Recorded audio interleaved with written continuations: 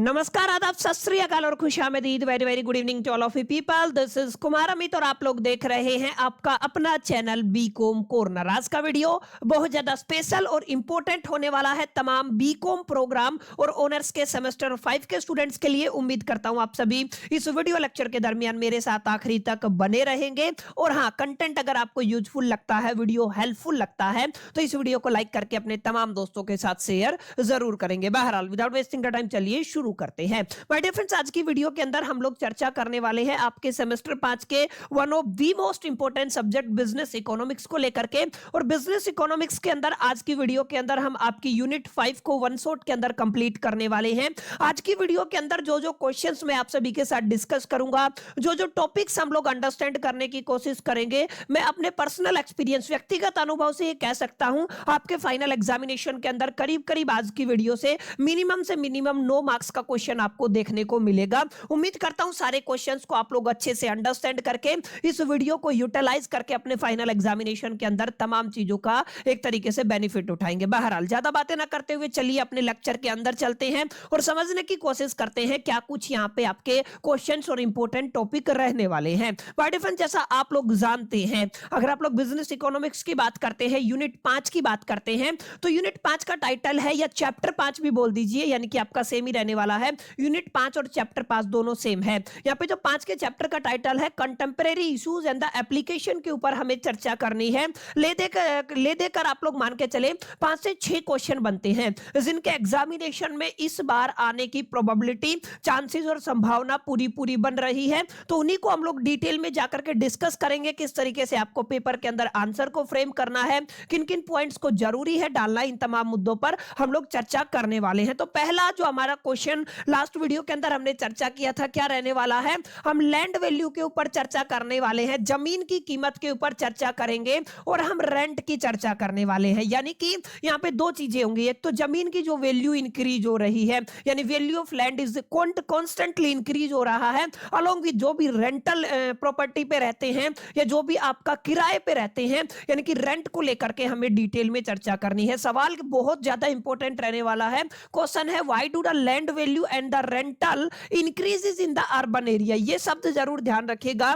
जो भी rural area है, ग्रामीण क्षेत्र है, वहां पे तो खैर रेंट आपको इतना ज्यादा देखने को नहीं मिलता है, लेकिन जितने भी अर्बन एरिया है वहां पर आप सभी जानते हैं, ऑलमोस्ट आप सभी अर्बन एरिया से ही बिलोंग करते होंगे, तो वहां पर लगातार जमीन की कीमत भी बढ़ती जा रही है और जो आपका रेंट है, जो किराया है, उसकी भी कीमत क्या हो रही है, लगातार बढ़ रही है। तो आपको ये बताना है ऐसा क्यों हो रहा है। बहुत बेसिक सा सवाल है, लेकिन कुछ पॉइंट है जिनको हमें एग्जामिनेशन के प्रोस्पेक्टिव से यहां लिखना जरूरी है। इसी में एक और क्वेश्चन ऐड किया है, why is the rent control. देखिए एक शब्द दिया गया है जिसको आप लोग किस नाम से जान रहे हैं my dear friends, rent control. तो यहां पे बोला गया है, why is the rent control imposed in urban area and with what effect. ये आपको बताना है कि रेंट कंट्रोल अर्बन एरिया के अंदर इंपोज क्यों किया गया और किस इफेक्ट के साथ इंपोज किया गया। Are you in favour of the rent control, क्या आप लोग रेंट कंट्रोल के फेवर में हैं। ले दे करके 3 से 4 क्वेश्चन एक ही क्वेश्चन के अंदर डाले गए हैं, तो आप लोग मान के चले 2-2, सवा 2-2, 3-3 नंबर का एक वेटेज आप लोग पकड़ सकते हैं अगर ये क्वेश्चन आपको 9 नंबर में देखने को मिलता है। अब पहले बुनियादी बातें कर लेते हैं। देखिए, जमीन की कीमत बढ़ने का एक बड़ा कारण ये हो सकता है कि आपकी जो जमीन है ना वो लिमिटेड हो, यानी डिमांड एंड सप्लाई वाली बात है। आपके पास जमीन कितनी है, लिमिटेड है, लगातार पॉपुलेशन बढ़ रही है और लगातार इंडस्ट्रियलाइजेशन हो रहा है, लगातार जो भी आपका एक तरीके से है ना इकोनॉमी ग्रो कर रही है, जो जितनी भी इंडस्ट्री लगती है उसमें उसको कहीं ना कहीं आपकी जमीन की जरूरत होती है और जमीन की सप्लाई हो गई लिमिटेड, दैट्स व्हाई उसके प्राइस क्या हो रहे हैं, इंक्रीज हो रहे हैं। बहुत बुनियादी तौर पे तो हम लोग यही डेफिनेशन देते हैं। अब यहाँ पे अगर आप लोग ध्यान से देखेंगे ना, तो सबसे पहले हम लोग किस क्वेश्चन को टैकल करने वाले हैं। सबसे पहले माय डियर फ्रेंड्स हम लोग इस क्वेश्चन को टैकल करने वाले हैं, that is why do land value and the rental increase in the urban area. Urban area के अंदर जमीन की कीमत और किराया क्यों बढ़ रहा है। तो देखिए, अगर आप लोग ध्यान से देखेंगे, land value and rent increase in the urban area due to the following economic reason. देखिए कौन से रीजन की बात कर रहे हैं, इकोनॉमिक रीजन की बात करनी है और इकोनॉमिक रीजन अपने आप में बहुत इंपॉर्टेंट रहने वाले हैं। अगर आप लोग बात करते हैं पहले इकोनॉमिक रीजन की, तो माय डियर फ्रेंड्स वही है जो मैंने अभी अभी आपको बताया, हमारे पास अर्बन एरिया के अंदर जो जमीन है उसकी supply my dear friends limited रहने वाली है, माने जो जमीन है वो लिमिटेड है, क्लियर है, लेकिन उसकी डिमांड ज्यादा है। जब डिमांड ज्यादा है ऑब्वियस सी बात है, और जो सप्लाई है वो कम है, तो प्राइस ऑटोमेटिकली क्या होता है, इंक्रीज होता है। ये नियम आप लोग पढ़ के आए हैं। यानी हम लोग ये कह सकते हैं urban land is perfectly in elastic in supply, ये आपको थोड़ा ध्यान में रखना है। इसका जो नेचर है वो कैसा होता है, इन इलास्टिक इन सप्लाई होता है। Cities can not easily expand due to the geographical, legal and the environmental constraint. हमारे पास कुछ लिमिटेशंस है। जितनी भी सिटीज है, जितने भी शहर है माय डियर फ्रेंड्स, वो खुद को इजीली एक्सपेंड नहीं कर सकते हैं, क्योंकि हमारे पास कुछ ज्योग्राफिकल कंस्ट्रेंट है, कुछ लीगल कंस्ट्रेंट है, कुछ इन्वायरमेंटल कंस्ट्रेंट है। ठीक है, समझ में आया? तो हम लोग ये कह सकते हैं अर्बन एरिया के अंदर जो जमीन की जो सप्लाई है, या फिर आप लोग कह देंगे लैंड की जो सप्लाई है, वो परफेक्टली इन इलास्टिक है, लेकिन cities can not easily expand due to the geographical, legal and the environment constraint when population and the business activities grow। दो इंपॉर्टेंट शब्द हैं जो मैंने इनिशियली आपको बता दिए थे। जैसे जैसे माय डियर फ्रेंड्स पॉपुलेशन और बिजनेस एक्टिविटी ग्रो करती है, काफी इंपॉर्टेंट टर्मिनोलॉजी है, बिजनेस भी ग्रो कर रहा है, पॉपुलेशन भी ग्रो कर रही है, तो डिमांड तो बढ़ेगी ही बढ़ेगी, बहुत बेसिक सी बात है। वाइल सप्लाई रिमेन्स फिक्स्ड, लेकिन आपकी सप्लाई क्या है, फिक्स है, जिसकी वजह से जो इसके प्राइस है रेंट के और जमीन के वो क्या हो जाते हैं, हाई हो जाते हैं। समझ में आया? डिमांड ज्यादा है, सप्लाई कम है, प्राइस ऑटोमेटिकली इंक्रीज होगा। ये नियम है, ये रूल है, ये सिद्धांत है, प्रिंसिपल है।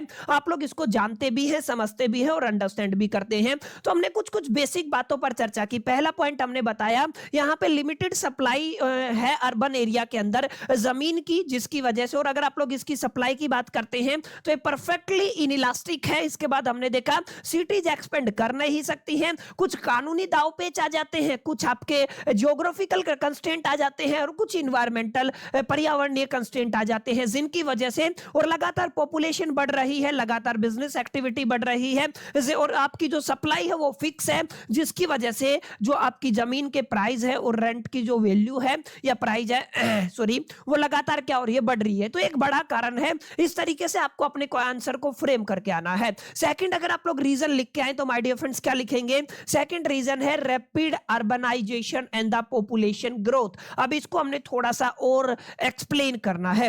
अर्बनाइजेशन हो रहा है, लगातार रूरल एरिया से अर्बन के अंदर लोग शिफ्ट हो रहे हैं, गांव से लोग हट करके, गांव से अपनी जगह छोड़ करके लोग शहर में जा रहे हैं। अब वो रिसोर्सेज के लिए हो, वो रोजगार के लिए हो, एम्प्लॉयमेंट के लिए हो, बेटर सर्विसेज के लिए हो, व्हाटएवर यू कैन से, कुछ भी आप लोग कह सकते हैं, लेकिन लोग गांव से और ज्यादा कहां पे जा रहे हैं, शहर पे जा रहे हैं। यानी कि इसको आप लोग क्या कहोगे, अर्बनाइजेशन। ठीक है ना? उसके बाद आपकी रैपिड ग्रो हो रही है, और जो भी आपका शहरी लोग है वो लगातार अपना कार्यक्रम करते हैं, जो भी बायोलॉजिकल एक्टिविटीज है वो बराबर होती हैं, हर साल बच्चे पैदा होते हैं, हर साल रैपिडली ग्रोथ हो रही है, यानी कि जो आपकी जो पॉपुलेशन है वो लगातार बढ़ रही है। और एक सिद्धांत है, प्रिंसिपल है, ठीक है ना? रामदेव को अगर आप लोग सुनते हैं तो रामदेव कहता है काम करना चाहिए, करने से होता है। और हो के हमारी जो पॉपुलेशन है वो करीब करीब 150 करोड़ के पार हो चुकी है, या करीब अप्रोक्सीमेट 150 करोड़ हम लोग पहुंचने वाले हैं। ठीक है ना? तो यहां पे आपको दो फैक्टर समझने हैं। एक ये है कि अर्बनाइजेशन हो रहा है, लोग गांव से शहर में जा रहे हैं,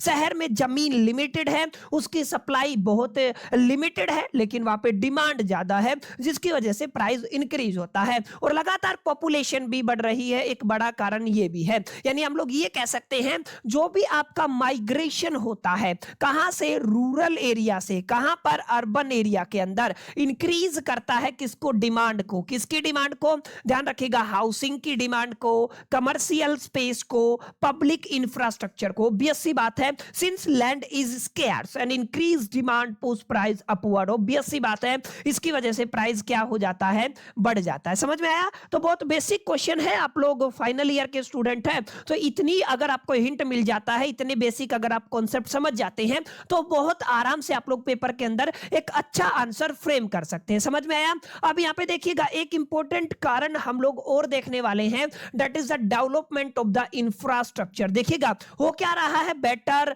रोड बन रहे हैं, ट्रांसपोर्ट की बात कर लीजिए, स्कूल्स की बात कर लीजिए, हॉस्पिटल की बात कर लीजिए, मार्केट्स की बात कर लीजिए। Increase the utility of land, माने लगातार जो भी आपका बेटर सर्विसेज होती है, यानी कि डेवलपमेंट इंफ्रास्ट्रक्चर होता है कहीं पे भी हो, चाहे वो आपका रूरल एरिया में हो, ठीक है ना, चाहे वो आपका अर्बन एरिया में, what ever you can say, हम अर्बन की बात कर रहे हैं, ठीक है ना।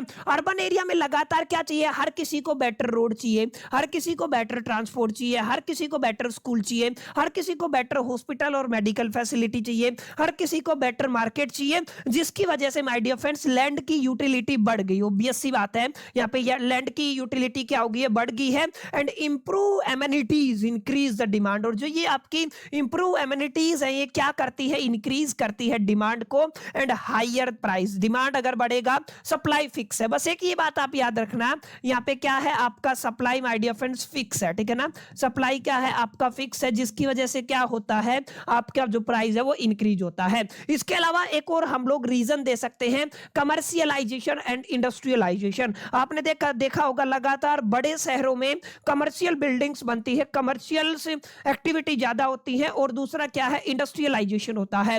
बहुत कम ऐसे गांव है जहां पर इंडस्ट्री सेटअप होती है, इंडस्ट्री वहां पे सेटअप होती है जहां पर उनको रिसोर्सेज पूरे पूरे मिलते हैं, उनकी जो नीड्स है वो फुलफिल हो जाती हैं। एक बड़ा कारण ये भी है जिसकी वजह से हम लोग कह सकते हैं क्या कि आपकी जो जमीन की कीमत है, वैल्यू ऑफ द लैंड, वो बढ़ती जा रही है, और रेंट वैल्यूज भी क्या हो रही है, बढ़ रही है। समझ में आया? तो माय डियर फ्रेंड्स कुछ कुछ बेसिक बातें थी, उम्मीद करता हूं यहां तक आपको एक क्लैरिटी मिला होगा। तो आपको समझ में आया why do land values and the rent increases in the urban area, ये बात का जवाब मैं आपको दे चुका हूं। अब अगले क्वेश्चन को टैकल करेंगे।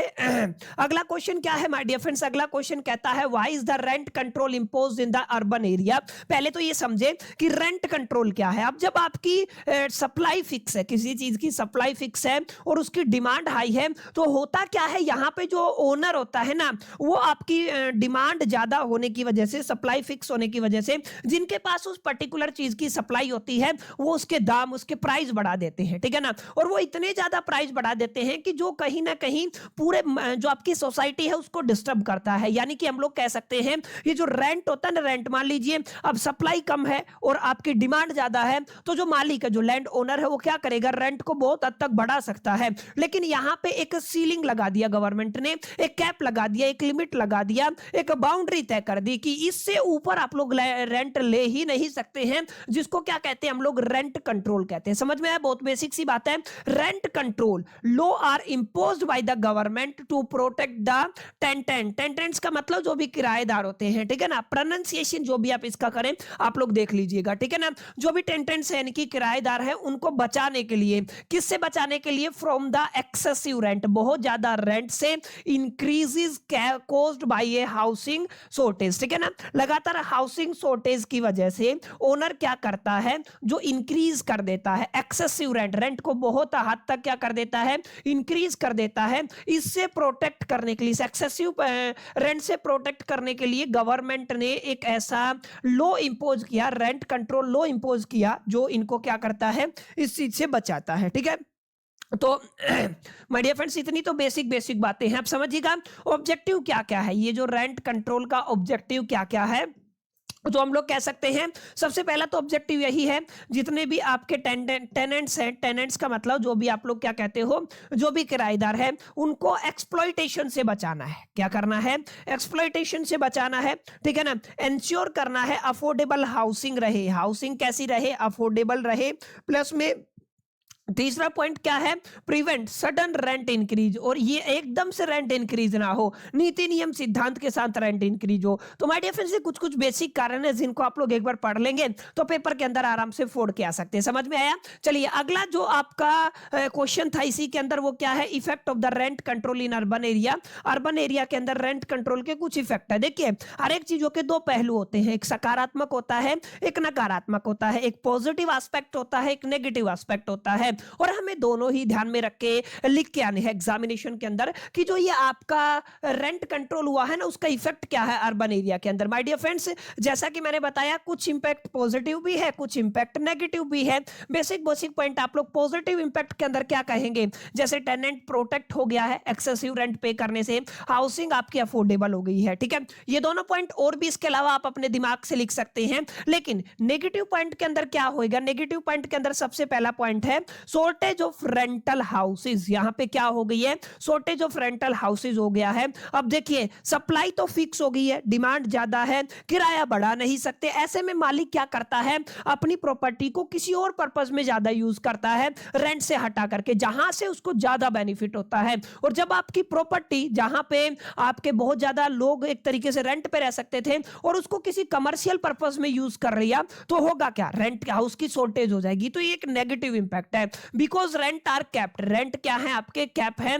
Landlords find the retail less profitable, अब यहाँ पे जो रेंटल प्रॉपर्टी है वो लेस प्रॉफिटेबल है, किसकी वजह से, रेंट कंट्रोल जो लो आया था उसकी वजह से। They convert rental property to the other use, मैं बता चुका हूं, ठीक है ना। And new construction of the rental housing is decline, और लगातार जो भी नया कंस्ट्रक्शन है, नया बांध काम है, वो अब बंद है, क्योंकि यहाँ पे एक लिमिट लग चुका है कि आप लोग ज्यादा प्रॉफिट नहीं कमा सकते, ज्यादा मुनाफा नहीं कमा सकते हैं। और इसकी वजह से जो भी लैंड ओनर है वो कोई और दूसरे पर्पस के लिए अपनी बिल्डिंग्स को डिजाइन करवाता है, ठीक है ना, जिसकी वजह से क्या होता है, हाउसिंग शॉर्टेज होता है। नेगेटिव पॉइंट है। दूसरा नेगेटिव पॉइंट बाय डिफरेंट, दो ही पॉइंट आप लोग याद कर लीजिएगा, दो ही पॉइंट क्या है, decline in the quality of housing, ठीक है ना। अब यहाँ पे क्वालिटी ऑफ हाउसिंग का मतलब क्या है, मनमाना रेंट अगर वसूल नहीं करेगा, एक लिमिटेड रेंट अगर आपका ओनर को मिलेगा, तो ना तो वो उसका रिपेयर करवाएगा, ना मेंटेनेंस करवाएगा, पुताई रंगाई कुछ नहीं होगा, और जो आपका सेफ्टी सिक्योरिटी वाला कंसर्न है वो भी कहीं ना कहीं यहाँ पे इंपैक्ट होता है। यानी हम लोग कह सकते हैं व्हेन रेंट आर लो, जब आपके रेंट क्या होते हैं, लो होते हैं, land owner can not maintain the building,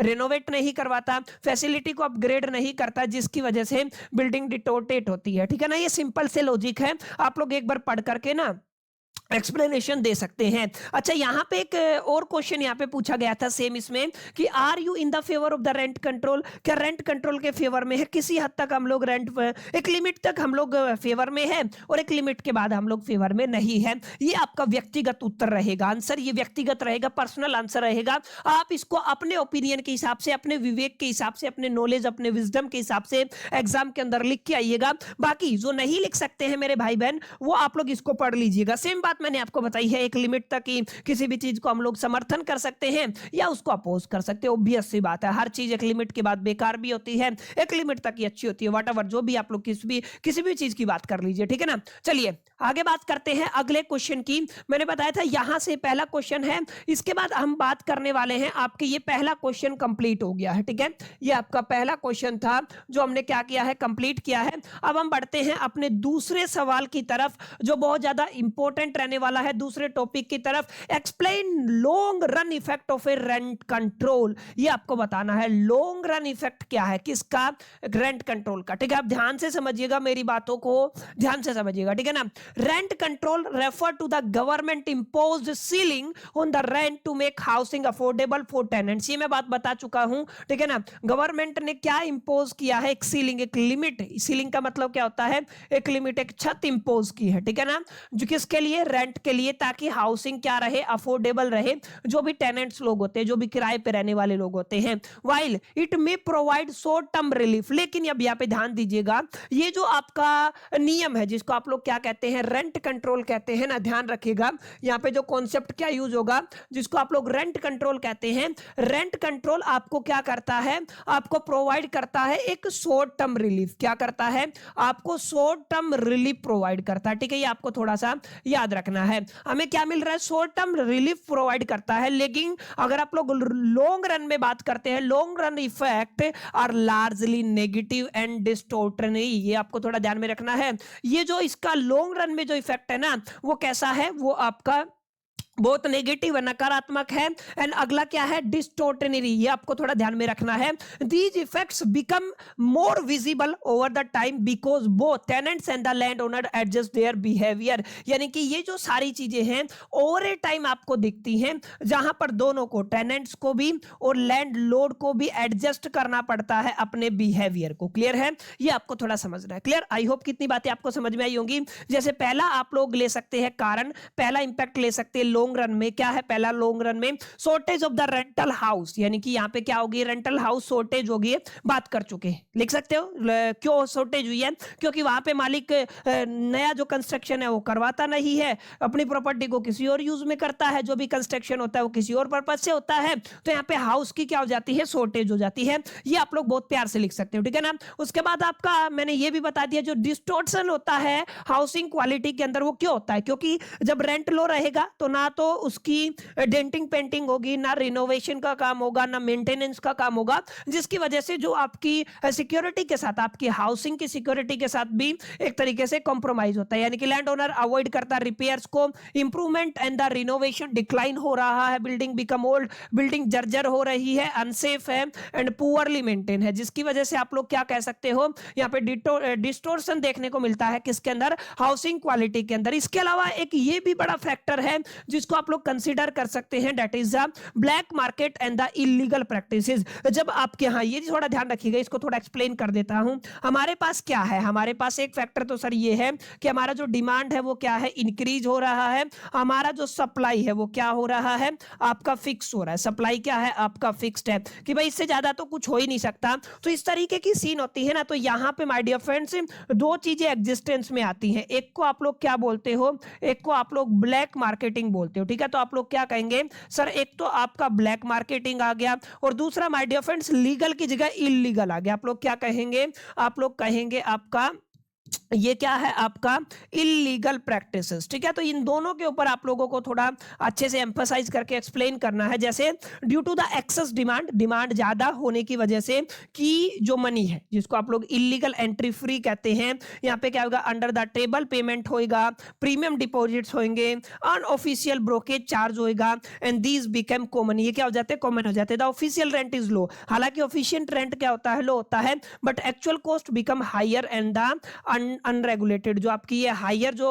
आपकी जो एक्चुअल में जो आपकी कॉस्ट है ना, वो क्या चली जाती है, वो चली जाती है बहुत ज्यादा हाई और अनरेगुलेटेड, ठीक है। बेसिक बेसिक बातें आप लोग बहुत प्यार से बड़े आराम से लिख सकते हैं। काफी लोगों को ये शिकायत रहती है कि सर समझने के बाद ना हमें पर्टिकुलर जो आप सेशन है, क्लास है, उसका क्या लेना पड़ता है माय डियर फ्रेंड्स, हमें स्क्रीनशॉट लेना पड़ता है। और मैं बार बार आपको बता चुका हूं, आपको अननेसेसरी अपना समय अपना टाइम बर्बाद करने की जरूरत नहीं है स्क्रीनशॉट के पीछे, ठीक है ना। अभी आपको क्या करना होता है, मैं बार बार बता रहा हूं, आपको डिस्क्रिप्शन में जाना होता है और डिस्क्रिप्शन में जाकर के आपको हमारे टेलीग्राम चैनल का लिंक दिखेगा, ठीक है।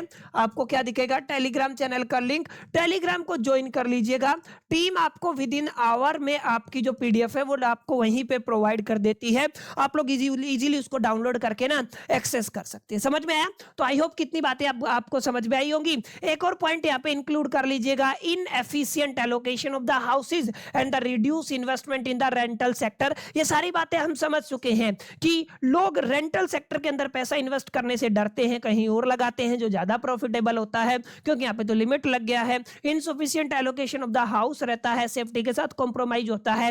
ये तमाम चीजें माय डियर फ्रेंड्स बड़ा ही आराम से आप लोग अपने एग्जाम के अंदर लिख के आ सकते हैं। तो दो क्वेश्चन अभी तक हमने किए हैं, ठीक है ना। एक तो लैंड की जो वैल्यू है और जो रेंट है वो लगातार इंक्रीज हो रहा है, इनसे रिलेटेड एक सवाल आएगा ही आएगा। आप लोग क्या कह सकते हैं, हमने किसके ऊपर चर्चा की है, लैंड वैल्यू एंड रेंट के ऊपर चर्चा कर ली, बहुत बेसिक बेसिक बातें हैं, ठीक है ना। इसके बाद हमने क्या किया है, हमने किया है आपका रेंट कंट्रोल लॉ को अच्छे से समझा है, ठीक है।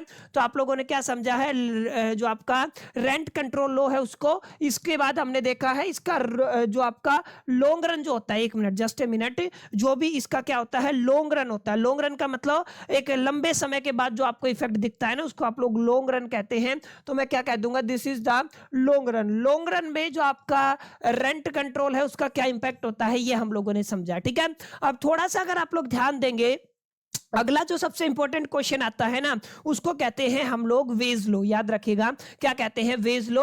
अब यहाँ पे आपको बताना है वेज लो का क्या सीन है। वेज लो मतलब आप क्वेश्चन क्या पूछ रहा है, वैसे तो हम वेज लो को ही अंडरस्टैंड कर रहे हैं, लेकिन एक क्वेश्चन ये पूछा जाता है, effect of the minimum wage law in the competitive labour market. Wage law का मतलब क्या है, एक मजदूर है, एक जो लेबर है, एक दिहाड़ी मजदूरी करने वाला व्यक्ति है, उसको एक मिनिमम अमाउंट तक तो पे करना चाहिए। कई बार क्या होता है ना, कुछ कुछ ऐसे लोग होते हैं जो बहुत कम उसका जो मेहनताना है उसको देते हैं, उसके लिए उससे प्रिवेंट करने के लिए लेबर को एक नियम निकाला गया था, एक थ्रेशोल्ड लिमिट, एक बेसिक लिमिट सेट की गई थी कि इतना अमाउंट आपको देना पड़ेगा, उससे नीचे नहीं जा सकते। इसको कहते हो आप लोग वेज लो। इसी के बारे में हमें चर्चा करनी है। देखिए, minimum wage law is a government maintained wage floor. ये क्या होता है? गवर्नमेंट के द्वारा मेंटेन एक वेज फ्लोर होता है, जहां पर that set the lowest legal wage, जो क्या करता है, कम से कम लीगल वेज, जो कानूनी, जो आपका लोवेस्ट लीगल वेज है किसी भी इंप्लॉय के लिए, उसको क्या करता है, सेट करता है। It is usually about the equilibrium wage. ये क्या होता है, जैसे ये आपकी लिमिट है, लिमिट जिसको आप लोग इक्विलिब्रियम वेज कहते हैं, इससे जस्ट अबव रहता है, ठीक है। ये जो अमाउंट है ये जस्ट अबव रहती है इससे, इसको आपको अपने ख्याल में और अपने जहन में रखना, ठीक है ना। In order to protect the low paid worker, ठीक है ना, यहां पे किससे प्रोटेक्ट करना है, लो पेड वर्कर से प्रोटेक्ट करना। बेसिक बात है, आप लोग समझ गए होंगे, ठीक है ना। In perfect competitive labour market the imposition of minimum wage has a सर्वल predictable effect. अब यहां पे जब आपने जो वेज लो है लगाया तो इसके कुछ इफेक्ट है, जैसे मार्केट विदाउट मिनिमम वेज, ठीक है ना, नॉर्मल इक्विलिब्रियम। इसका मतलब क्या है, in competitive labour market labour demand कर स्लोप, जिसको कहते हो आप लोग, अगर आपका डाउनवर्ड है, अगर आपका डाउनवर्ड है कौन, लेबर डिपार्टमेंट कर, तो हायर वेज रहेगा। क्या रहेगा, वेज अगर ज्यादा है तो फर्म का जो डिमांड है वो क्या हो जाएगा, फ्यूअर वर्कर का होगा। और अगर आपका अपवर्ड है, इसका मतलब क्या है, हायर वेज का मतलब क्या है, more people are willing to work, ठीक है। सिंपल सिंपल सिंपल ये कॉन्सेप्ट है, इसको आप लोग समझ लीजिएगा। Equilibrium occur at the wage W0, इसको कहते हैं आप लोग, इस वेज के ऊपर इक्विलिब्रियम होता है। And employment L0 where the demand is equal to the supply, जहां पर आपका डिमांड क्या हो जाता है माय डियर फ्रेंड्स, आपकी सप्लाई के इक्वल हो जाता है, ठीक है। तो आप लोग क्या कहेंगे, आपका डिमांड किसके इक्वल हो जाता है, सप्लाई के इक्वल हो जाता है। Minimum says above the equilibrium, इसको भी आप लोगों को याद रखना है, ये वाला एक पॉइंट आप लोग लिख दीजिएगा। ज्यादा कुछ रॉकेट साइंस नहीं है, ठीक है ना। यहाँ पे 3 केसेज आपको पढ़ रहे हैं minimum wage set up above the equilibrium के अंदर। देखिए 3 मेजर इफेक्ट क्या है, excessive supply of the labour, अगर आपके पास लेबर की एक्सेसिव सप्लाई हो जाती है तो माय डियर फ्रेंड्स उस केस में अनएम्प्लॉयमेंट के केसेस बढ़ जाते हैं, ठीक है। अब यहाँ पे क्या क्या लिखना है, हायर मिनिमम वेज के ऊपर worker are willing to supply more labour, worker क्या करते हैं, ज्यादा सप्लाई करते हैं लेबर की, जिसके वजह से लेबर सप्लाई इंक्रीज हो जाती है। Firm demand fewer worker because wage are higher, and जिसका मतलब क्या होगा, जो आपकी डिमांड है वो लेबर की वो क्या हो जाती है, डिक्रीज हो जाती है। अनएम्प्लॉयड का मतलब आप लोग कह सकते हैं LS माइनस में LD, ठीक है। अब यहाँ पे क्या कहेंगे, this is most important effect, A surplus of a labour jobless, जिसको आप लोग कहते हैं created by the ways floor, ठीक है ना।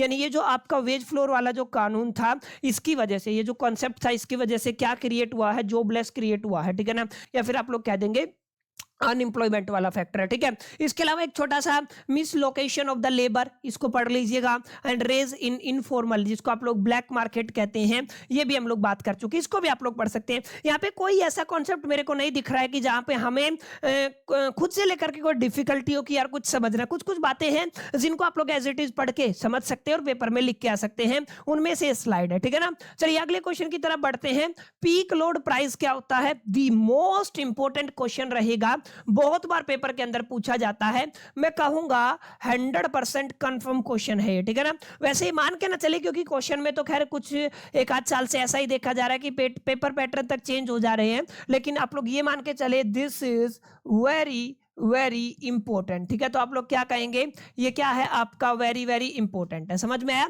अब यहाँ पे देखिएगा क्या है, पीक लोड प्राइसिंग पहले समझते हैं। पीक लोड प्राइसिंग का मतलब क्या होता है, देखिए पीक लोड प्राइसिंग उन इंडस्ट्री के अंदर यूज किया जाता है जहां पे यूजेज है ना वो फ्लक्चुएट होते हैं, यानी कि जो आपका सर्विस है या जो प्रोजेक्ट है उसका यूज फ्लक्चुएट होता है, कभी बहुत पीक पे चला जाएगा, कभी लो पे आ जाएगा। जैसे इलेक्ट्रिसिटी की बात कर लीजिए, जब इंडस्ट्री चलती रहती है, जब कोई भी कंपनी चलती है तो उस केस में क्या होता है, या फिर मैं कहूंगा इंडस्ट्री, ठीक है ना, कंपनी नहीं इंडस्ट्री चलती है तो उसमें कंजम्पशन ज्यादा होता है, रात को कंजम्पशन कम होता है। तो यहाँ पे 2 तरीके की चीजें हो गई, यहाँ पे जो आपकी सर्विस को रेंडर करने में या प्रोडक्ट के यूज में है ना, एक पीक पॉइंट आता है, एक लोएस्ट पॉइंट आता है। तो इस तरीके के सीन में माय डियर फ्रेंड्स हम लोग क्या करते हैं, हम लोग कहते हैं पीक लोड प्राइसिंग। क्या कहते हैं, पीक लोड प्राइसिंग हम कहेंगे जब ज्यादा यूज होता है ना तो हमें ज्यादा सप्लाई करना पड़ता है, तो हम लोग उस टाइम पे प्राइस ज्यादा रखते हैं, और जब कम यूज होता है तो उस टाइम पे हम लोग आपका जो सप्लाई जो प्राइस है वो कम रखते हैं, ठीक है।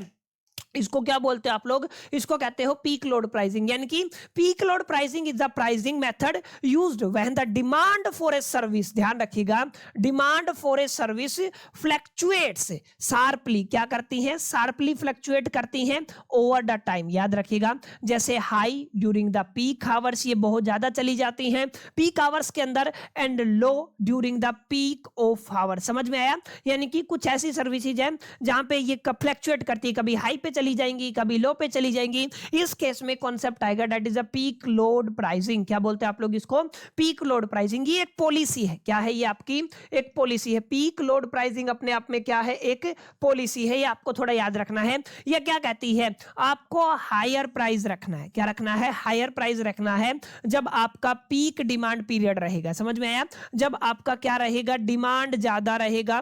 डिमांड कहां पर रहेगा, आपका पीक पर रहेगा। क्या रहेगा, डिमांड पीक पर रहेगा, तो उस टाइम पे आप जो सर्विस प्रोवाइड कर रहे हैं उसका प्राइस इंक्रीज रखना है। समझ में आया? और अगर आपका डिमांड कहां पे रहेगा, पीक ऑफ टाइम में रहेगा, तो उसका प्राइस डाउन चला जाएगा। ठीक है। एंड अगर आप लोग लोअर प्राइस की बात करते हैं तो lower price charge during the off peak period. ठीक है ना, जब ऑफ पीक पीरियड रहेगा तो चार्ज कैसे हो जाएंगे, आपके लोअर हो जाएंगे। ठीक है, ये आपको थोड़ा ध्यान में रखना है। ये जो मेथड है ये आपका बेसिकली पब्लिक यूटिलिटी के अंदर यूज किया जाता है, जैसे इलेक्ट्रिसिटी बोर्ड हो गया, जैसे वाटर सप्लाई कंपनीज हो गई, जैसे रेलवेज हो गया, जैसे टेलीफोन नेटवर्क्स हो गया। और याद रखिएगा यहाँ पे इस कॉन्सेप्ट को डिजाइन किया था प्रोफेसर R.H. कोजे ने। ठीक है ना, आप लोग क्या कहेंगे, प्रोफेसर R.H. कोजे ने develop this concept to make utility pricing more efficient. किसको, यूटिलिटी प्राइसिंग को एफिशिएंट बनाने के लिए इस कॉन्सेप्ट का इजाद किया गया था, डेवलप किया गया था। सिंपल सा है, कोई ज्यादा रॉकेट साइंस नहीं है। Why do public utilities face peak load problem. अब यहाँ पे क्या होता है कि जो आपका पब्लिक यूटिलिटी है वो पीक लोड प्रॉब्लम को फेस क्यों करती है, तो ऑब्वियस सी बात है, कुछ जैसे आपका electricity demand varies during the peak. एक टाइम होता है पीक, एक को कहते हो आप लोग ऑफ पीक, जैसे रात को हो गया, अर्लियर मॉर्निंग में कम इलेक्ट्रिसिटी यूज होती है, इवनिंग आवर्स में ज्यादा होती है, समर मंथ में ज्यादा होती है, इंडस्ट्रियल वर्किंग आवर्स में ज्यादा होती है। बातें मैं बता चुका हूं। Utilities companies must build the capacity to meet the peak demand. माने जितनी भी यूटिलिटी कंपनीज है उनको ऐसी कैपेसिटी बिल्ड करनी पड़ेगी कि वो पीक डिमांड को एडजस्ट कर सके, not average demand, average demand के अलावा। This require the huge investment. ये क्या करती है, ह्यूज इन्वेस्टमेंट चाहिए, जैसे पावर प्लांट लगाना है, ट्रांसमिशन लाइन में चाहिए इन्वेस्टमेंट, ट्रांसफॉर्मर में इन्वेस्टमेंट चाहिए, एंड बैकअप सिस्टम में क्या चाहिए, इन्वेस्टमेंट चाहिए। इफ कंज्यूमर पे द सेम प्राइस, अगर कंज्यूमर क्या करता है, दोनों टाइम के लिए सेम प्राइस पे करता है, all day uniform pricing, the companies often can not recover these huge fixed cost. तो ये जो आपका फिक्स्ड कॉस्ट लगा है ना, इसको रिकवर नहीं कर पाती है कंपनी, जिनकी वजह से उनको प्रॉब्लम होती है, जिनकी वजह से फिर आपका पीक लोड प्राइसिंग पॉलिसी आया। ठीक है, तो आप लोग क्या कह सकते हैं, this is called peak load pricing policy. ठीक है ना, तो आप लोग क्या कहेंगे, इसको कहेंगे सर ये आपका क्या है, पीक लोड प्राइसिंग पॉलिसी है। ठीक है, चलिए आगे चलते हैं। ये मैं बता ही चुका हूं आपका किस तरीके से पीक लोड प्राइसिंग वर्क करता है किसी भी कंपनी के अंदर। क्या बताया था, पीक आवर्स के अंदर डिमांड ज्यादा होती है, प्रोडक्शन कॉस्ट ज्यादा होती है, एक्स्ट्रा जनरेशन लगता है, एंड यहाँ पे क्या होता है, higher price reduce excessive uses. ठीक है ना, पीक आवर्स में प्राइस ज्यादा रहेगा और पीक ऑफ आवर्स में आपका प्राइस कम रहेगा। ये आपका पूरा का पूरा कॉन्सेप्ट रहेगा। अच्छा, why peak load pricing is better than the uniform pricing, ये बता चुका हूं मैं। यूनिफॉर्म प्राइसिंग के अंदर जो भी एक्स्ट्रा एक्सपेंसेस जाते हैं उनको रिकवर करना किसी भी एक यूटिलिटी कंपनी के लिए पॉसिबल नहीं है। डेट्स व्हाई ये सारे रीजन हैं, आप लोग पेपर में लिख के आइएगा। पहला, ये दूसरा, ये तीसरा, ये तीनों पॉइंट आपको लिखने हैं। Efficient utilisation of the capacity हो जाएगा। दूसरा क्या है, बेटर कॉस्ट रिकवरी होता है अगर आप लोग इस पॉलिसी का यूज करते हैं, and reduction in the blackout and the load shedding. Load shedding से लोड शेडिंग रिड्यूस हो जाता है और ब्लैकआउट भी रिड्यूस होता है अगर ऐसा कुछ सीन देखने को मिलता है तो। ठीक है, लास्ट एंड फाइनल कॉन्सेप्ट है माय डियर फ्रेंड, जिसको आप लोग किस नाम से जानते हैं, नोट कर लीजिएगा। This is called the prisoners dilemma. क्या बोलते हैं आप लोग इसको, प्रिजनर्स, PRISONERS, ये हो गया आपका प्रिजनर्स, और इसको क्या बोलते हो, डायलेमा। ठीक है ना, तो आप लोग क्या कहेंगे, this is called the prisoners dilemma.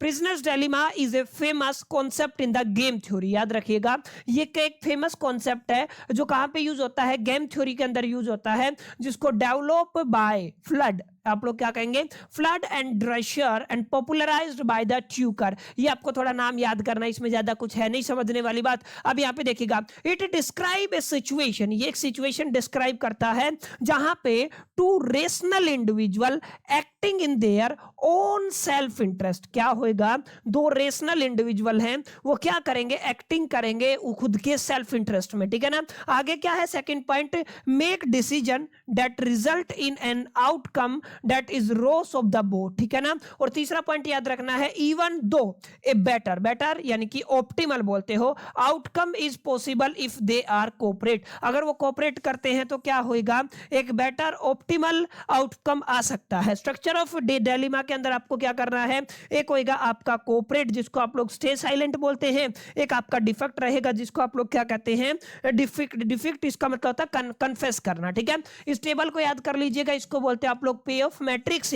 इसके अलावा देखना, रेशनल चॉइस का मतलब कन्फेस हो गया है यहाँ पे, और अगर आप लोग ऑप्टिमल चॉइस की बात करते हैं तो साइलेंट हो जाएगा। And this rational choice leads to the suboptimal outcome, ठीक है। बेसिक सी बातें, इसमें कोई आपको रॉकेट साइंस देखने को नहीं मिलेगा, बेसिक बेसिक बातें हैं, एक बार रीड करेंगे तो बात बन जाएगी, ठीक है। यहाँ पे कुछ एप्लीकेशन है, इसको भी पढ़ लीजिएगा। ओलिगोपोली के अंदर इसका अपना एप्लीकेशन होता है, ठीक है ना। इस स्लाइड को माय डियर फ्रेंड्स आप लोग कर लीजिएगा। और एक ये लास्ट स्लाइड है, ठीक है, केवल माय डियर फ्रेंड्स इसको रीड करना है। अगर आप लोग देखेंगे तो हमने कुछ बहुत थोड़े टाइम के अंदर माय डियर फ्रेंड्स आपकी जो यूनिट 5 है, क्या है आपकी यूनिट 5 है, ठीक है ना। क्या बोलते हैं आप लोग इसको, यूनिट 5 बोलते हो। यूनिट 5 कंप्लीट कर ली है, और मैंने केवल वही 20% को डिस्कशन आप सभी के साथ किया है जो आपको एग्जामिनेशन में 80% तक रिजल्ट सिक्योर करने में आपकी हेल्प कर सकता है। काफी बच्चों को पेपर पैटर्न को लेकर के प्रॉब्लम हो रही है, काफी बच्चों को एग्जामिनेशन पैटर्न को लेकर प्रॉब्लम हो रही है। सब्जेक्ट के एक बच्चे का कमेंट भी आया था, मैं आपको बता देता हूं माय डियर फ्रेंड्स। देखिए, दो चीजें हैं, आपकी जो दिल्ली यूनिवर्सिटी है, दिल्ली यूनिवर्सिटी ने एक गाइडलाइन जारी कर रखी है जहां पर उसने कंप्लीट ब्रेकडाउन दिया हुआ है, ठीक है ना। क्या दिया हुआ है, ब्रेकडाउन दिया हुआ है। एज ए टीचर हमारी रिस्पॉन्सिबिलिटी बनती है, मैं केवल वही बातें आपको बताऊं जो ऑफिशियल गाइडलाइन के द्वारा बताई गई है, ठीक है। वहां पे जो आपका बाइफर्फिकेशन किया गया है, या आप लोग कह दीजिए जो मार्क्स का डिस्ट्रीब्यूशन किया गया है यूनिट वाइज, वो मैंने आप सभी के साथ शेयर किया था।